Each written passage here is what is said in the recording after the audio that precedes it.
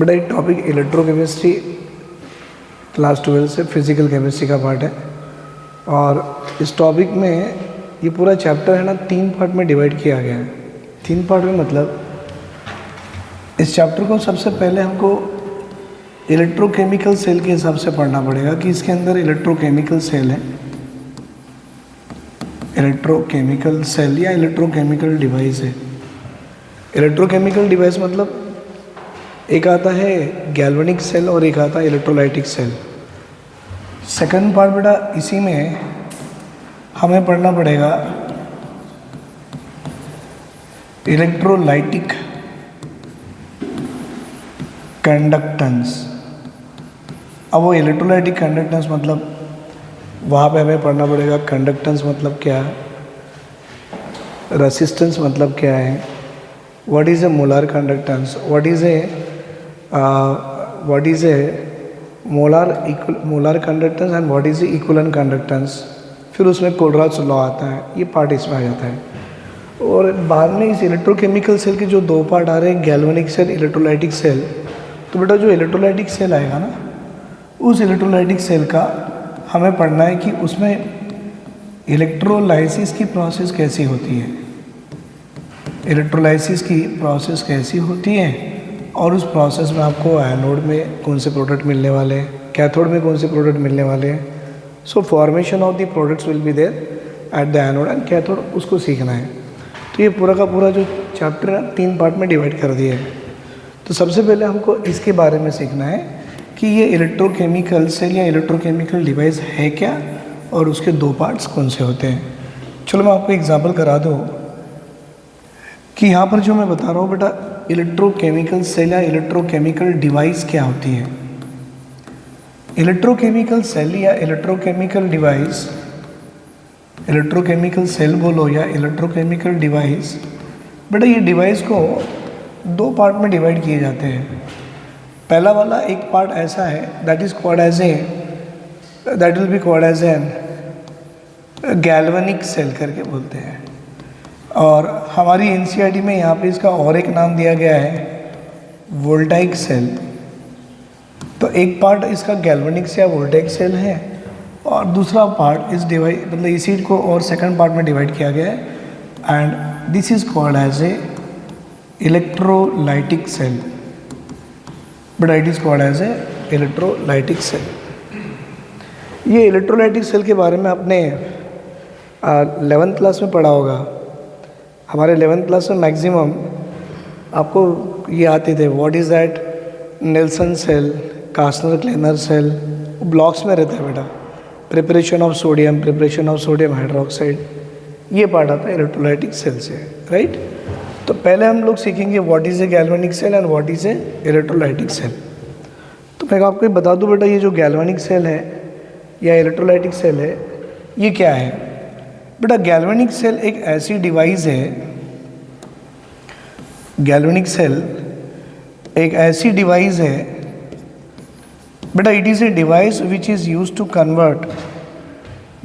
To convert chemical energy into electrical energy. मतलब ये device से आप केमिकल एनर्जी को इलेक्ट्रिकल एनर्जी में कन्वर्ट कर सकते हैं। जैसे कि घरों में इन्वर्टर लगाते हैं बेटा, अगर आपने देखा होगा घरों में इन्वर्टर लगाते हैं, वो इन्वर्टर में एक्चुअली होता क्या है, एक पार्ट में डिस्टिल्ड वाटर होता है और एक पार्ट में एसिड होता है, राइट। जब भी करंट आता है तो उसकी चार्जिंग चालू हो जाती है, मतलब उसमें कुछ तो वाटर में एसिड में रिएक्शन होती रहती है। वाटर और एसिड को आप केमिकल समझ लेना और रिएक्शन हो रही है और वो रिएक्शन से अपनी एनर्जी या इलेक्ट्रिक करंट बना रहा है और स्टोर कर रहा है। जैसी पावर चले जाए इन्वर्टर अपना काम करना शुरू कर जाता है। बताने का मतलब है बेटा, वो जो डिवाइस है ना हमारे घर में जो लगाते हैं गैल्वेनिक सेल या आप जिसे वोल्टाइक सेल बोलते हो, ये क्या एक तरह का इन्वर्टर है। और इन्वर्टर में क्या प्रोसेस होती है, chemical energy will be converted into electrical energy. अच्छा, इलेक्ट्रोलाइटिक सेल भी एक ऐसा डिवाइस है बेटा, एक ऐसा डिवाइस है जो इसके उल्टा काम करता है। अब इसमें आपने क्या देखा बेटा, chemical energy converted into electrical, तो इसमें क्या होगा, उल्टा। भाई इलेक्ट्रिकल एनर्जी जो होती है इलेक्ट्रिकल एनर्जी जो होती है बेटा, ये वाली इलेक्ट्रिकल एनर्जी आपको कन्वर्ट करा देती है किस में? केमिकल एनर्जी में। तो ऐसा डिवाइस जो आपकी इलेक्ट्रिकल एनर्जी को केमिकल एनर्जी में कन्वर्ट करा रहा है, उस डिवाइस का नाम क्या है? Electrolytic cell. और ऐसा डिवाइस जो आपकी केमिकल एनर्जी को इलेक्ट्रिकल एनर्जी में कन्वर्ट कर रहा है, वो डिवाइस का नाम है गैल्वेनिक सेल। क्योंकि पहले डिफरेंस ही सीखना है हमको बेटा। अब ये गैल्वेनिक सेल में ऑब्वियसली एक पार्ट होगा that is called as a anode, और दूसरा पार्ट होगा that is called as a cathode. तो बेटा गैल्वेनिक सेल का एनोड हो या गैल्वेनिक सेल का कैथोड हो, सुन लो, इलेक्ट्रोलाइटिक सेल का एनोड हो, क्योंकि इलेक्ट्रोड्स तो होंगे ना, जब सेल है तो सेल में दो पार्ट रहना ना, पॉजिटिव एंड है नेगेटिव एंड। और इलेक्ट्रोलाइटिक सेल का कैथोड हो, बेटा एनोड हो या कैथोड हो, प्रोसेस हमेशा यही होती है। एनोड में हमेशा ऑक्सीडेशन ही होनी है और कैथोड में हमेशा रिडक्शन ही होना है। यहाँ पर बेटा अगर इस एनोड की बात करो, यहाँ भी ऑक्सीडेशन ही होगी, और यहाँ के कैथोड की बात करो बेटा, यहाँ पर भी रिडक्शन होगी। अगर एनोड है तो ऑक्सीडेशन होगा, अगर कैथोड है तो सॉरी एनोड है ऑक्सीडेशन होगा, कैथोड है रिडक्शन होगा, कोई भी हो। अब वो आपका गैल्वेनिक सेल हो या इलेक्ट्रोलाइटिक सेल हो। लेकिन गैल्वेनिक सेल का एनोड जो होता है बेटा, वो नेगेटिवली चार्ज होता है, और कैथोड जो होता है वो पॉजिटिवली चार्ज होता है। मैं आपको दिखा दूंगा, डायग्राम करके बता दूंगा कि गैल्वेनिक सेल का एनोड नेगेटिव क्यों है, और इलेक्ट्रोलाइटिक सेल का जो एनोड होता है वो पॉजिटिवली चार्ज होता है, और कैथोड जो होता है वो नेगेटिव चार्ज होता है। मतलब आपको ये डिफरेंस याद रखना है कि गैल्वेनिक सेल का एनोड क्या है बेटा? नेगेटिव चार्ज, और इलेक्ट्रोलाइटिक सेल का एनोड क्या है? Positive charge. गैल्वेनिक सेल का कैथोड कैसा है? Positive charge, but electrolytic cell का कैथोड कैसा आ गया? Negative charge. प्रोसेस होनी हुई है, एनोड बोले तो ऑक्सीडेशन ही होगी, और कैथोड बोला तो रिडक्शन होगा। बेटा ऑक्सीडेशन का मतलब, बच्चे अगर कंफ्यूज होंगे, थोड़ा क्लैरिटी दे दो। ऑक्सीडेशन का मतलब है लॉस ऑफ इलेक्ट्रॉन। बेटा इसके भी एनोड में यही होनी है, लॉस ऑफ इलेक्ट्रॉन। और कैथोड का मतलब इलेक्ट्रॉन गेन करेगा, इलेक्ट्रॉन गेन करेगा, और ये कैथोड में भी वही होनी है। मतलब ऑक्सीडेशन मतलब लॉस ऑफ इलेक्ट्रॉन होना, और रिडक्शन मतलब गेन ऑफ इलेक्ट्रॉन होनी है। लेकिन ओनली साइन डिफर कर रहा है। गैल्वेनिक का एनोड नेगेटिव, इलेक्ट्रोलाइटिक का एनोड पॉजिटिव। गैल्वेनिक का कैथोड बेटा पॉजिटिव, और इलेक्ट्रोलाइटिक का कैथोड नेगेटिव, राइट। ये जस्ट डिफरेंसेस बता दिया हूँ मैं। अब हमको सीखना है कि इलेक्ट्रोलाइटिक अपना इलेक्ट्रोकेमिकल सेल का गैल्वेनिक सेल होता कैसे है, उसकी वर्किंग कैसे है, उसकी वर्किंग कराते वक्त में आपकी सही में वो केमिकल एनर्जी का इलेक्ट्रिकल एनर्जी बनता भी है या नहीं, हमको उसके बारे में सीखना है। क्योंकि नीट की एग्ज़ाम हो या मेंस की एग्ज़ाम हो, हर एग्ज़ाम में सवाल उस वर्किंग से ही पूछा गया है। अगर बेसिक क्वेश्चन पूछेगा तो, और एल्स सीधा सीधा न्यूमेरिकली पूछता है। बट पहले वर्किंग समझेंगे, फिर उसके बाद में उसका फॉर्मूला बनाएंगे, और मतलब उसकी इलेक्ट्रोड पोटेंशियल निकालने का फॉर्मूला, और फिर उसकी न्यूमेरिकल्स देखेंगे, राइट। चलो इतना लिख लो बेटा इसे। बेटा अभी हमको सीखना है कि ये गैल्वेनिक सेल, जैसे मैंने बताया कि इसकी एनोड नेगेटिव है, अभी आपने लिखा होगा, और उसकी जो कैथोड है पॉजिटिव है। तो ये इलेक्ट्रोड नेगेटिव, एनोड नेगेटिव क्यों है, कैथोड पॉजिटिव क्यों है, एनोड में ऑक्सीडेशन कैसे होता है, कैथोड में रिडक्शन कैसे हो रहा है, और वो केमिकल को डालने के बाद इलेक्ट्रिकल एनर्जी कैसे बनती है, ये सब हम यहाँ पे सीखेंगे। Construction and working of the galvanic cell. बड़ा गैल्वेनिक सेल की कहानी कैसी है मालूम? ये ऐसा किसी ने सोच समझ के डिस्कवरी नहीं की है कि मेरे को गैल्वेनिक सेल बनाना है करके। फैराडे साहब का नाम जानते होंगे, फैराडेज लॉ ऑफ इलेक्ट्रोलाइसिस का फैराडे साहब का नाम जानते होंगे। बेटा ये अपनी जो प्रोसेस या अपनी बॉडी कैन से कुछ एक्सपेरिमेंट्स अपने लैब में कर रहे थे, उनकी थेसिस बोलो या something experiment he is doing on the lab. उस ज़माने की बात कर रहा हूँ, अभी की नहीं। अभी तो पूरा आपको ऐसे इक्विपमेंट्स मिल जाते हैं, कुछ भी चीज़ होना, डाल दो, बटन दबा दो, आंसर आ जाता है। उस ज़माने की बात कर रहा हूँ बेटा, जिस ज़माने में लैब में अगर आपको किसी की मेल्टिंग पॉइंट भी किसी कंपाउंड की पता करनी रहती थी तो वो किसी कंपाउंड की मेल्टिंग पॉइंट पता करने के लिए मिनिमम 1 महीना 2 महीने लग जाते थे।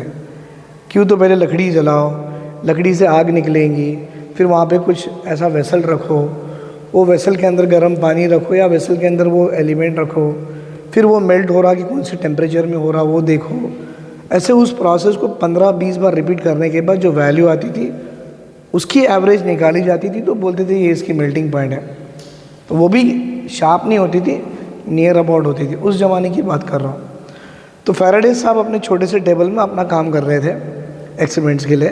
वो टेबल पे वायर पड़े थे, कॉपर के वायर, एल्यूमिनियम की स्ट्रिप, जिंक का रॉड, सब रखे थे। छोटे छोटे बीकर भी रखे थे। बीकर में किसी में एसिड होगा, किसी में बेस होगा, पानी होगा, ऐसा। और वो लिखते जा रहे थे। अब उनकी जब कुछ ना कुछ वो थीसिस लिख रहे हैं तो लिखते वक्त में बीच में कुछ वायर आ जा रहा, ये आ जा रहा, तो वायर बीच में आया तो उठा के वो बीकर है ना उसमें डाल दिए। और लिखते लिखते लिखते उनका हाथ उस बीकर को धीरे से टच हो गया। बीकर रखी था ना छोटा सा टेबल, टच हो गया तो उनको ऐसा गरम गरम लग गया। वो बोले भैया मेरे टेबल में कुछ मैंने आग नहीं लगाया, कुछ भी नहीं लगाया, ये बीकर गरम क्यों हो गया? लिखते लिखते लिखते हाथ को उनको ऐसा लग गया। तो बीकर गरम क्यों हुआ? तो बीकर को ध्यान से देखना शुरू किया तो उनको ये मालूम पड़ा कि इस बीकर के अंदर में था कुछ तो सॉल्यूशन था। उसके अंदर जो वायर डाला था वो था कॉपर का वायर। समझे आप? भाई ये कॉपर का वायर डालने के बाद ये सॉल्यूशन अपने आप गर्म होना शुरू हुआ, तो उन्होंने अपना जो काम जो चल रहा था वो छोड़ के इसके पीछे लग गए। और इसके पीछे लगने के बाद गैल्वेनिक सेल की डिस्कवरी हमको हो गई। Got the point? उन्होंने सोच समझ के नहीं की कि मुझे गैल्वेनिक सेल ही बनाने का है, कि आगे फ्यूचर में करंट चले जाएगा तो लोग मेरे इन्वर्टर खरीदेंगे और इन्वर्टर का नाम रहेगा फैराडेज इन्वर्टर करके। ऐसा कुछ भी नहीं था। फैराडेज की मेथड है भाई, इन्वर्टर के आजकल के नाम है। तो ये जो डिस्कवरी हुई ये अनएक्सपेक्टेडली हुई, और सारी डिस्कवरीज दुनिया में अनएक्सपेक्टेडली होती है, कुछ सोच समझ के नहीं करता है। Got the point? यही कहानी है इनकी। तो हम जो पढ़ने जा रहे हैं बेटा वो गैल्वेनिक सेल है।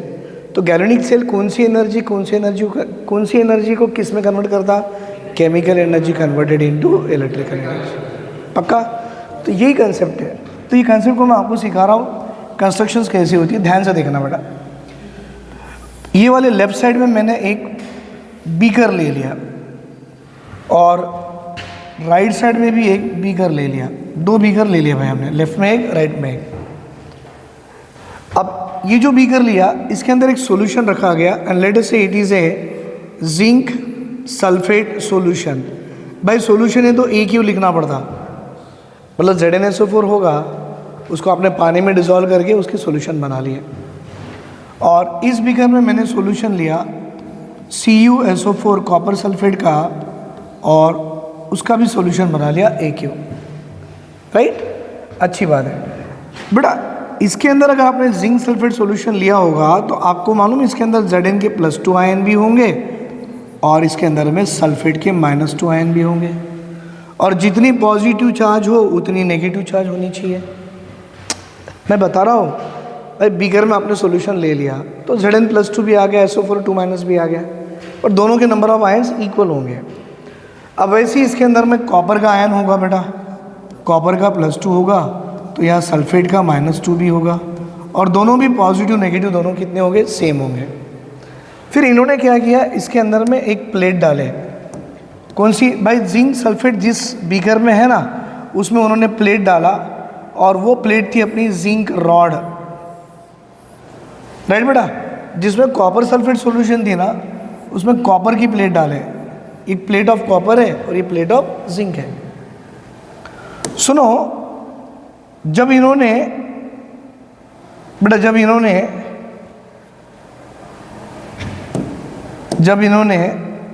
ये जिंक की प्लेट डाले तो मैं इसको ऐसे रखूँ भाई, ये Zn का रॉड है, सॉलिड फॉर्म लिखते हैं, और एक कॉपर की प्लेट या कॉपर की रॉड है तो इसको भी सॉलिड फॉर्म लिखते हैं।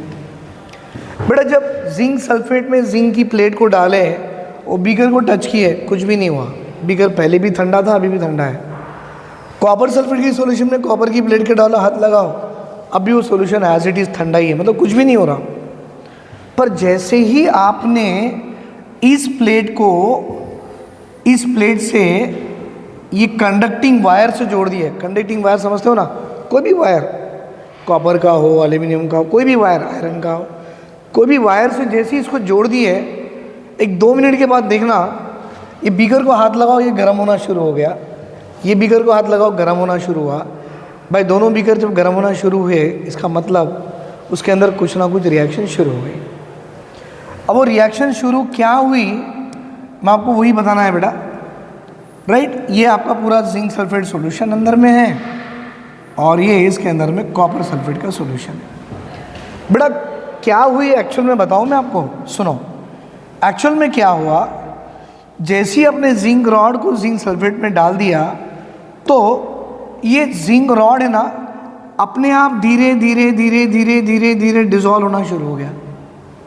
डिसॉल्व हो रहा मतलब यहाँ पर क्या हो रहा जानते हो बेटा, यहाँ पर आपका जो जिंक रॉड था, zinc as a solid form था बेटा, वो कन्वर्ट होने लगा Zn+2 में।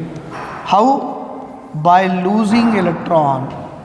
आप देखो बेटा, जिंक लूजेस इलेक्ट्रॉन मतलब क्या हो रहा सर, जिंक लूजेस इलेक्ट्रॉन मतलब यहाँ पर हो रही है ऑक्सीडेशन। क्या हो रही है बेटा? ऑक्सीडेशन। अच्छा ये Zn+2 कहाँ है? ये रॉड से उतर के नीचे आ रहे हैं बेटा, ये रॉड से उतर के नीचे आ रहे हैं। थोड़ा सा मुझे ये मिटाना पड़ेगा, पूरी प्लेट जाएगी, आई नो।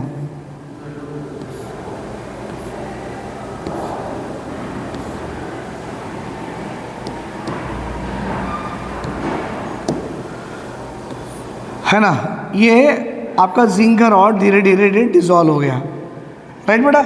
उसी तरह से ये कॉपर बाद में बताऊंगा मैं। तो जैसे जिंक की रॉड डिसॉल्व होगी तो क्या हुआ, ये रॉड में से Zn+2 सॉल्यूशन के अंदर आने लग गए। पहले से Zn+2 सॉल्यूशन में थे, अभी और आने लग गए। उससे क्या हो गया, Zn+2 के आयन बढ़ने लगे और आपका SO4-2 के आयन कम होने लग गए। पहले तो दोनों के दोनों इक्वल थे ना भाई, अब क्या हो गया, Zn+2 के आयन बढ़ गए और सल्फेट के आयन कम हुए। क्या आपको ये पॉइंट समझ में आया? क्या हुआ, जैसे ही आपने कंडक्टिंग मीडियम जोड़ दिए, ये बीकर गर्म होने लग गया। गर्म होने लग गया मतलब इसमें क्या होगी बेटा, रिएक्शन शुरू हो गई। रिएक्शन कैसे शुरू हुई, जो जिंक की प्लेट थी अब वो धीरे धीरे डिसॉल्व होने लग गई। डिसॉल्व होना मतलब Zn solid converted to Zn ion by losing electron, और जहाँ भी लॉस ऑफ इलेक्ट्रॉन है वहाँ ऑक्सीडेशन हो रही है। अच्छा क्या हुआ, ये Zn+2 बीकर में आने लग गई तो बेटा Zn+2 के आयन ज़्यादा हो गए दैन दी सल्फेट। Zn+2 के आयन ज़्यादा हो गए दैन द सल्फेट, और ये नेगेटिव चार्ज है ना बेटा, ये रॉड पे छोड़ने मतलब ये नेगेटिव आयन जो थे वो रॉड पे आने लग गए। अब जितने Zn+2 सॉल्यूशन में आएंगे उतनी नेगेटिव चार्ज रॉड पे आएंगी। मुझे ये बताओ ये प्रोसेस किसकी है, ऑक्सीडेशन की है कि रिडक्शन की है? ऑक्सीडेशन की है। और ऑक्सीडेशन जिस इलेक्ट्रोड पे होती है उस इलेक्ट्रोड का नाम होती है बेटा एनोड। जिस इलेक्ट्रोड पे ऑक्सीडेशन जब भी हो, आप क्या बोलो सर यहाँ पर, क्या ये इलेक्ट्रोड का नाम क्या दो, एनोड। और देखो बेटा इस रॉड पे कौन सी चार्ज आ रही, नेगेटिव। इसीलिए मैंने बोला गैल्वेनिक सेल की एनोड कैसी होती है, नेगेटिव होती है। Is it clear? अब भाई जब रिएक्शन यहाँ पे शुरू हुआ तो यहाँ भी शुरू होगा। कैसे, ये इलेक्ट्रॉन देखो बेटा मूव करने लग गए, ये इलेक्ट्रॉन ऐसे मूव करने लगे। बेटा मूव करते हुए यहाँ पे आपको सच में देखना है तो एक छोटा सा यहाँ पर एक बल्ब लगा दो, बल्ब लगा दो।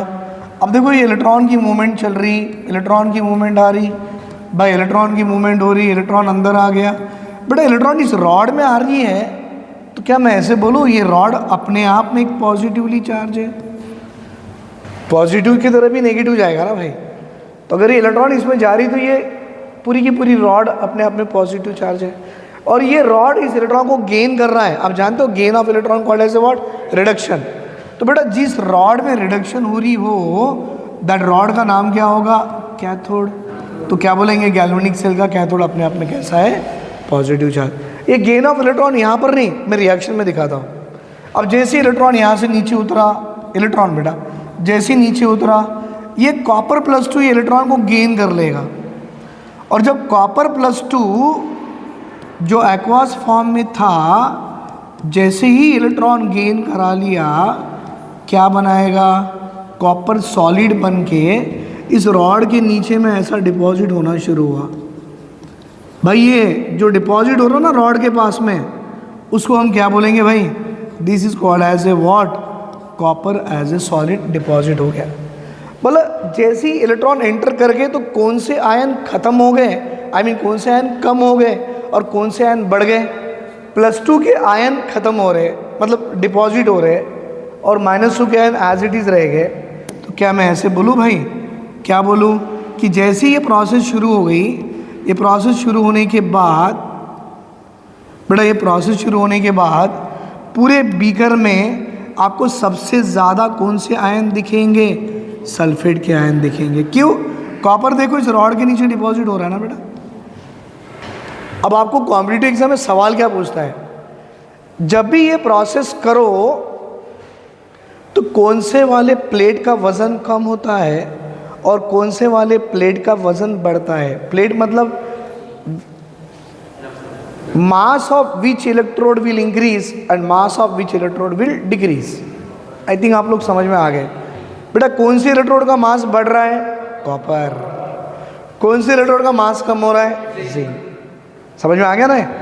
अब देखो ये प्रोसेस में यहाँ पर क्या हुआ? गेन ऑफ इलेक्ट्रॉन हुई। भाई गेन ऑफ इलेक्ट्रॉन का होना मतलब ये प्रोसेस को आप क्या बोलोगे? रिडक्शन। और रिडक्शन जिस प्लेट पे होती है उसको आपने एक नाम दिया, क्या बेटा? कैथोड। तो आपके हिसाब से ये कैथोड पॉजिटिव हुआ कि नेगेटिव? पॉजिटिव, तभी तो गेन कर रहा है भाई। और आपके हिसाब से एनोड कैसा हो गया? नेगेटिव, क्योंकि इलेक्ट्रॉन जो छोड़ रहा है ना, सारे नेगेटिव इलेक्ट्रॉन उस रॉड पे जा रहे हैं, राइट। अब क्या हो गया देखिए, इलेक्ट्रॉन कहाँ से कहाँ मूव कर रही है? मैं बोलूँ sir, electron is going to move from left, sorry भाई, electron is going to move from left hand side to right hand side. मतलब LHS से RHS की तरफ इलेक्ट्रॉन मूव कर रही है। Electron is moving from where? LHS to RHS। मतलब इसका उल्टा मैं बोल सकता हूँ भाई, current will move from RHS to LHS। Current ऐसे मूव करेगा अपोजिट डायरेक्शन में। और करंट मूव हो रहा कि नहीं हो रहा? आप देखो, बीच में बल्ब लगा दो भाई, बल्ब लगाने के बाद आप देखो ये बल्ब ग्लो हो गया। भाई बल्ब ग्लो होना मतलब सीधी सीधी बात है, इसके अंदर में आपने जो केमिकल लिए थे वो केमिकल्स की इलेक्ट्रिकल एनर्जी बन गई और आपका बल्ब ग्लो होना शुरू हो गया। आई होप आप बच्चों को यहाँ तक समझ में आया बेटा।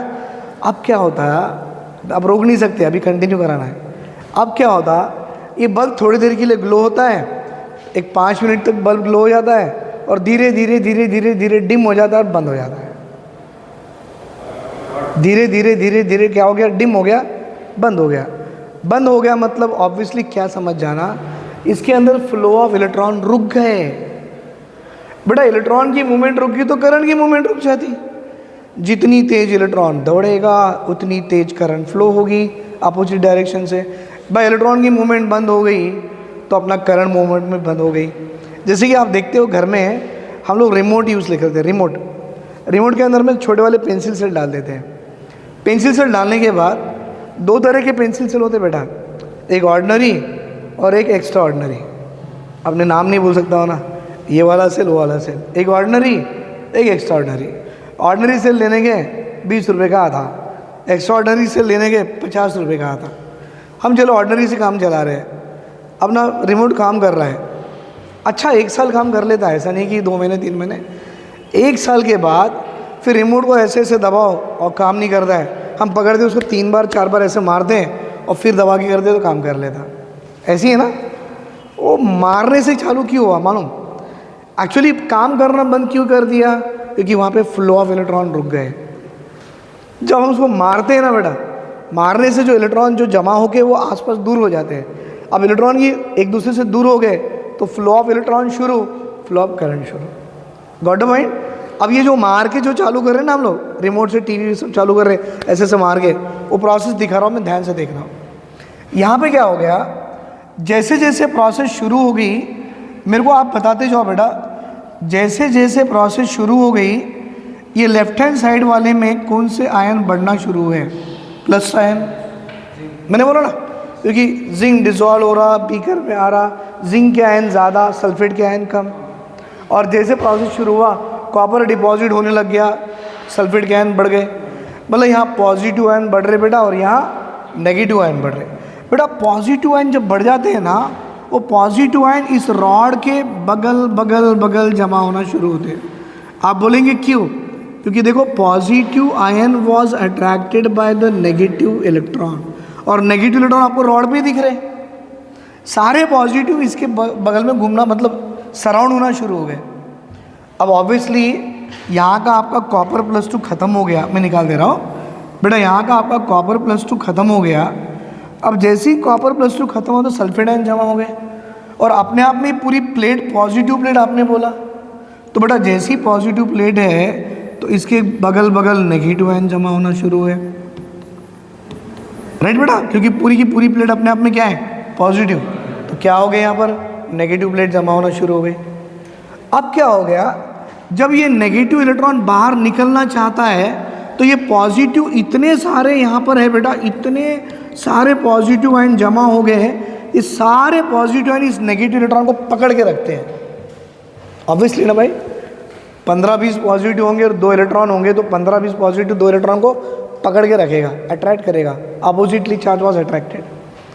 अब वो पकड़ के रखा, इलेक्ट्रॉन यहाँ से निकलेगा नहीं, और एट द सेम टाइम यहाँ पे इतने नेगेटिव जमा हो जाते हैं, नेगेटिव मतलब सल्फेट आयन बेटा, इतने जमा हो जाते हैं, ये नेगेटिव आयन दूसरे नेगेटिव को आने नहीं देगा। ये नेगेटिव बोलेंगे भाई ये मेरा एरिया है, वो बोलेगा नहीं बाहर से मैं आ रहा हूँ, वो कोई भी अपने एरिया में नए वाले को आने नहीं देगा। नेगेटिव नेगेटिव रिपेल, सही है ना भाई। और यहाँ पर क्या हो गया, ये पॉजिटिव नेगेटिव को पकड़ के रखा, और नेगेटिव यहाँ से इलेक्ट्रॉन निकलेगा नहीं। अब इलेक्ट्रॉन यहाँ से निकलेगा नहीं, इलेक्ट्रॉन जो भी होगा यहाँ आना चाहता है, इसको वो आने देगा नहीं, तो फ्लो ऑफ इलेक्ट्रॉन स्टॉप बेटा। Flow of electron stop, the flow of current stop. Bulb जो ग्लो हो रहा था, अब वो फ्यूज़ हो गया, फ्यूज़ मतलब बंद हो गया। और जब हम उसको ऐसा मारते ना, मैंने अभी बताया था, जैसे ही मारेंगे क्या होगा, ये पॉजिटिव आयन दूर दूर भाग जाएंगे, ये नेगेटिव बेटा, ये पूरी प्रोसेस वो छोटे से सेल में होती है। ये नेगेटिव दूर दूर हो गए भाई, ये दूर दूर हो गए तो ये यहाँ से छूट के भाग जाएगा, ये दूर दूर हो गए, ये यहाँ से सीधा अंदर आ गया। फ्लो ऑफ इलेक्ट्रॉन थोड़ी देर के लिए हुई नहीं हुई, तो फ्लो ऑफ करंट भी थोड़ी देर के लिए होगी। अपना रिमोट दबा लो, काम कर गया, टीवी ऑन हो गई, वापस तुम जैसे के वैसे हो जाओ, अपने को फ़र्क नहीं पड़ता। पर ये ऐसे मार मार के काम कितने दिन करते मालूम? 1 महीना 1.5 महीना, 1.5 महीने के बाद वो हाथ को नहीं और रिमोट को ज़मीन में भी पटक दो तो भी काम नहीं करता, क्योंकि इतना जम जाता है भाई, कितने भी मारो तो यहाँ पे ये नेगेटिव चार्ज और ये पॉजिटिव चार्ज को भागने को जगह ही नहीं रहती। तो मोमेंट ऑफ इलेक्ट्रॉनिक्स नहीं होगी तो मोमेंट ऑफ करंट नहीं होगा। क्या आपको यहाँ तक समझ में आ गया? अब मैंने बोला ना एक्स्ट्रा ऑर्डिनरी सेल जो बोला था, वो एक्स्ट्रा ऑर्डिनरी ऑर्डिनरी फ़र्क क्या है? जो प्रोसेस आपकी ऑर्डिनरी सेल में होती है, बैटरी में होती है, पेंसिल सेल में होती है बेटा, वही प्रोसेस आपके एक्स्ट्रा ऑर्डिनरी में होती है, लेकिन एक्स्ट्रा ऑर्डिनरी वाला उसमें एक छोटा सा जुगाड़ लगा के भेजता है। वो जुगाड़ क्या है मैं आपको बताऊंगा, अब पहले यहाँ तक नोट डाउन कर लीजिए बेटा। अभी ये पूरी प्रोसेस में जुगाड़ क्या होता है वो ध्यान से देखना। जुगाड़, एक्चुअली वो जुगाड़ का नाम है सॉल्ट ब्रिज बेटा, वो जुगाड़ का नाम है सॉल्ट ब्रिज। सॉल्ट ब्रिज मतलब ये एक ऐसा इन्वर्टेड यू शेप ट्यूब है बेटा, ये ऐसा इन्वर्टेड यू शेप्ड ट्यूब है, मतलब ग्लास की ट्यूब है बेटा। ये कौन सी ट्यूब है? It is A glass tube, मतलब कांच की बनी हुई ट्यूब है ये वाली। और है कैसी बेटा? एक इन्वर्टेड है। आप लोग देख पा रहे हो ना? राइट बेटा। नहीं, यहाँ पर वो कलर मैच नहीं कर रहा है ना, इसलिए मैं देख रहा हूँ कि आप देख पा रहे हो कि नहीं पा रहे हो। ये ऐसी ग्लास की ट्यूब है बेटा, ऐसी इन्वर्टेड ग्लास की ट्यूब है, ठीक है, और ये कांच की बनी हुई है। It is A glass tube बेटा। ये ग्लास ट्यूब के यहाँ पर ये जो एंड है ना, ये एंड में ऐसे कॉटन के प्लग लगाते हैं। कॉटन के प्लग मतलब ये जो कपास होता है ना, वो अंदर में ऐसे डाल देते हैं। ये ट्यूब के अंदर में कुछ इलेक्ट्रोलाइट रहता है, समथिंग इलेक्ट्रोलाइट रहता है, मैं बताऊंगा, कहानी इसी के ऊपर हमको देखनी है। और इलेक्ट्रोलाइट के साथ में कुछ जेल रहता है बेटा, वो जेल का नाम है अगार अगार जेल। जेल का नाम क्या है? अगार अगार जेल। इतनी चीज़ समझ में है ना?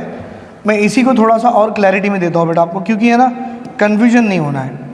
मैंने क्या बोला बेटा, ये LHS का था, मैंने बोला ये था RHS में है, आपने बोला ये LHS वाले में क्या होती है बेटा, ऑक्सीडेशन होती है। अपन अभी देखें, ये RHS वाली थी, RHS में क्या होती है बेटा, रिडक्शन होती है, राइट। एक में ऑक्सीडेशन, एक में रिडक्शन।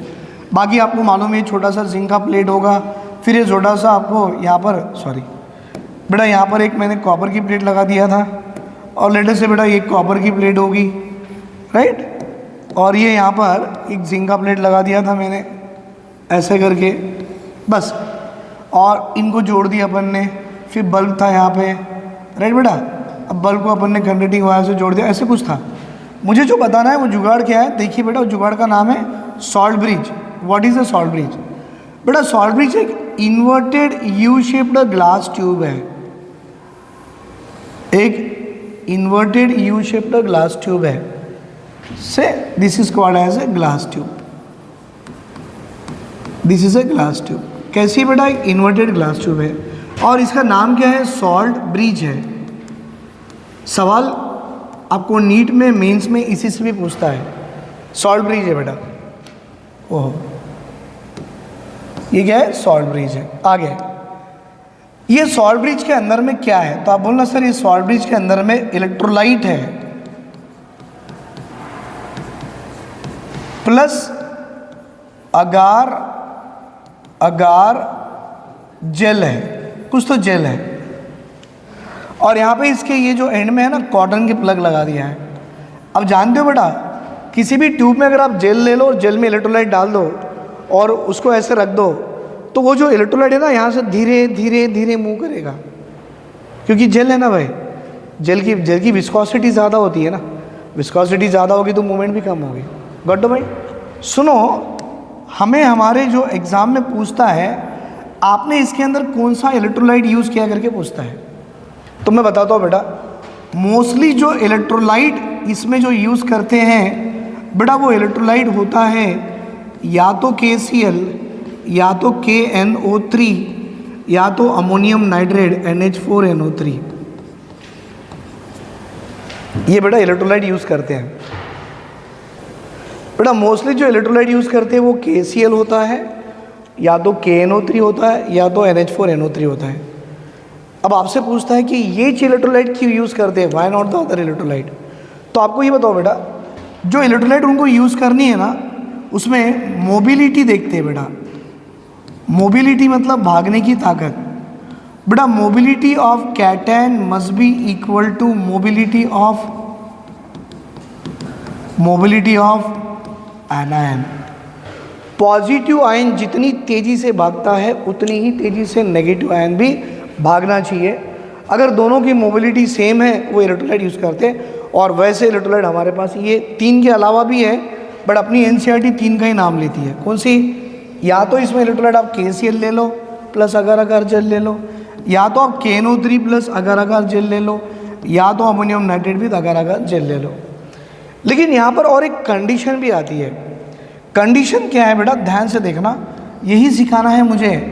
कंडीशन ये है, अगर आपके पास इलेक्ट्रोड या इलेक्ट्रोलाइट सॉल्यूशन जो है, इलेक्ट्रोलाइट सॉल्यूशन, अब जैसे कि आपने मालूम यहाँ इलेक्ट्रोलाइटिक सॉल्यूशन क्या लिए थे भाई, यहाँ पर एक्वा सॉल्यूशन ऑफ ZnSO4 लिए थे, और यहाँ पे इलेक्ट्रोलाइटिक सॉल्यूशन क्या लिए थे याद करो, कॉपर सल्फेट विथ, है ना, एक्वा सॉल्यूशन ये लिए थे। बेटा अगर ये दोनों डब्बों में, एनोड वाली और कैथोड वाले के डब्बों में, अगर आपके पास इलेक्ट्रोलाइट Ag प्लस का हो, अगर आपके पास इलेक्ट्रोड Hg2+2 का हो, इलेक्ट्रोलाइट नॉट इलेक्ट्रोड, इलेक्ट्रोलाइट मतलब हो सकता है मैंने AgNO3 ले लिया, हो सकता है मैंने HgNO3 या Hg कोई भी सॉल्ट सल्फेट ले लिया। बेटा हो सकता है मेरे पास इलेक्ट्रोलाइट में Pb+2 आ जाए, हो सकता है मेरे पास इलेक्ट्रोलाइट में थैलियम, राइट बेटा, थैलियम की +3 आ जाए। जानते हो थैलियम कहाँ से आ रहा? कौन सी ग्रुप से बेटा? Nitrogen, phosphorus, arsenic, antimony, bismuth. फिर 6 ग्रुप में आई है oxygen, sulphur, selenium, tellurium, polonium. 7 group में आई है fluorine, chlorine, bromine, iodine, astatine, right. 4th group में आई है carbon, silicon, germanium, tin and lead. 3rd group में आई है boron, aluminium, gallium, indium, thallium. Thallium की 2 ऑक्सीडेशन स्टेट है, +1 एंड +3, राइट। तो अमॉन्ग दी +1 एंड +3 बेटा उसकी +1 ज़्यादा स्टेबल है than that of +3 because lower oxidation state is more stable than higher due to inert pair effect. तो बेटा अगर ये एनोड या कैथोड में अगर कोई भी इलेक्ट्रोलाइट हो जिसमें ये सारे आयंस आ जाए, तो जब भी ऐसे कोई आयंस आ जाए उस केस में बेटा, उस केस में आप KCl इज द बेटा KCl इज द इलेक्ट्रोलाइट, बेटा KCl is the electrolyte should not be used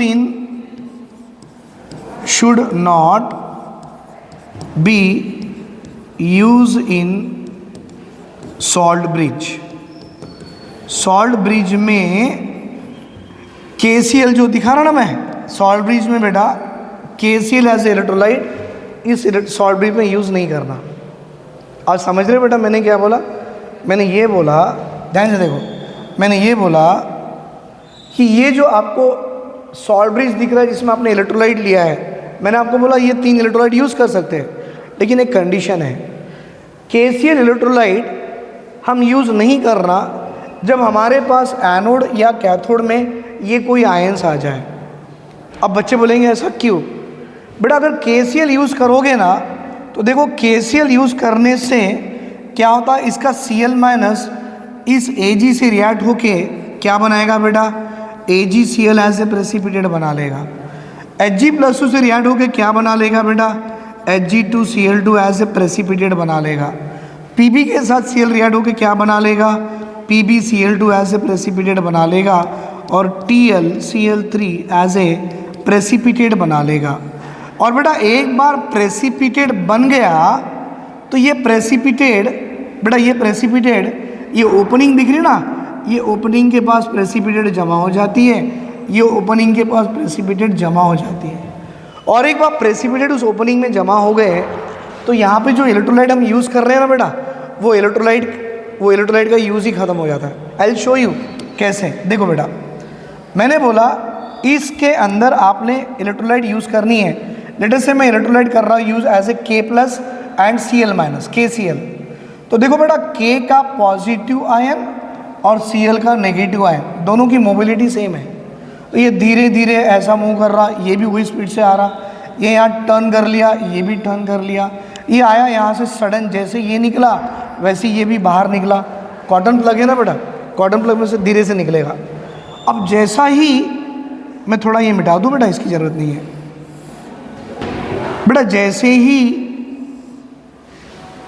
जैसा ही ये आपका K+ यहाँ आया और जैसा ही आपका Cl- यहाँ आया, आपको याद है बेटा मैंने बताया था कि रॉड के बगल बगल कौन से आयन जमा थे? नेगेटिव आयन जमा थे, नेगेटिव आयन जमा थे। बेटा इस रॉड के बगल बगल कौन से आयन जमा थे? पॉजिटिव आयन जमा थे। कौन से थे बेटा? पॉजिटिव आयन जमा थे। जैसा ही Cl- आ गया, ये सारे पॉजिटिव आयन इसकी तरफ भागना शुरू कर जाते हैं, because all the positive ion was attracted by what? Negative ion. और जैसे K+ यहाँ उतरा, सारे नेगेटिव आयन इसकी तरफ भागना शुरू हो जाते हैं। अब बताओ नेगेटिव आयन यहाँ भाग गए तो ये वाले रॉड पे जो इलेक्ट्रॉन्स आना चाहते थे वो एंटर कर जाएंगे। रॉड अपने आप में नेगेटिव है ना भाई, अरे सॉरी पॉजिटिव है, और इसके इलेक्ट्रॉन यहाँ एंटर कर जाएंगे। और जैसे ही सारे पॉजिटिव यहाँ से भाग गए तो यहाँ के नेगेटिव छूट के अंदर चले गए। मतलब ये इलेक्ट्रॉन आपकी मूवमेंट दिखाना शुरू कर गई, राइट बेटा। अब ये इलेक्ट्रॉन यहाँ से एंटर होना भी शुरू हो गया। इलेक्ट्रॉन देखो एंटर हो गया क्योंकि सारे नेगेटिव भाग गए और यहाँ से सारे पॉजिटिव भाग गए। जैसे ही पॉजिटिव भाग गए, नेगेटिव दूर हो गए, इलेक्ट्रॉन की छूट गया, इलेक्ट्रॉन की मूवमेंट शुरू, करंट की मूवमेंट भी शुरू, वापस से आपका लाइट ग्लो होना शुरू हो गया। बेटा ये जुगाड़ जो लगा है ना, जुगाड़ का नाम क्या है? Salt bridge. So what is a salt bridge? Sir, it is a inverted U-shaped glass tube having a electrolyte plus agar-agar gel. What the electrolyte we can use? Either we can use KCl और बेटा KNO3 और ammonium nitrate. एक condition होती है, अगर अपने इन anode और cathode के डब्बों में अगर ये कोई भी आयन आ गया, कौन से आयन आएंगे बेटा? सिल्वर का हो सकता, Hg2+2 का हो सकता, Pb+2, थैलियम का +1 या +1। अगर कोई भी आयन होगा तो आप as a electrolyte KCl use नहीं करना। क्यों? अगर कर लोगे तो ये आयन्स उसके Cl से मिलके ये प्रेसिपिटेट बना लेगा। प्रेसिपिटेट इस ओपनिंग में जमा हो जाएंगे और प्रेसिपिटेट इस ओपनिंग में जमा हो गए तो यहाँ से नेगेटिव नीचे नहीं उतरेगा, यहाँ से पॉजिटिव नीचे नहीं उतरेगा, और नेगेटिव पॉजिटिव नीचे नहीं उतरेंगे तो ये नेगेटिव आयन इसकी तरफ नहीं दौड़ेंगे, पॉजिटिव इसकी तरफ नहीं दौड़ेंगे और फ्लो ऑफ इलेक्ट्रॉन्स आपकी फिर से रुक जाएंगे, राइट। तो instead of KCl what we can use? Either we can use KNO3 और अमोनियम नाइट्रेट। कोई भी ले लो, यहाँ से उतरेगा पॉजिटिव, यहाँ से उतरेगा नेगेटिव, और दोनों एक साथ उतरे तो सारे अपोजिटली चार्ज आयन को खींच लेगा, और जैसे ही खींच लिया इलेक्ट्रॉन यहाँ से छूट गया, भाग गया, एंटर कर गया, flow of electron start, flow of current start, light फिर से ग्लो होना शुरू हो गई। क्या समझ में आ गया बेटा आपको? ये पूरा कंस्ट्रक्शन के साथ क्या था? Working of galvanic cell, right. बना लो बेटा इसे। क्या करो आप, मैं बताता हूँ क्या करो आप। पहले ये ले लो बेटा, इसको बना लो, ठीक है। मैं इसको थोड़ा और छोटा कर देता हूँ, हो सकता है आपको दिखने में आ जाए, ठीक है। पूरी स्क्रीन में दिखना है ना?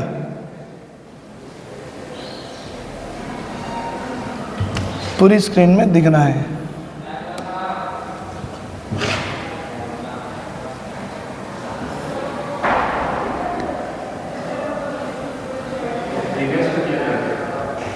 हाँ, पहले इसका स्क्रीनशॉट ले लो एक,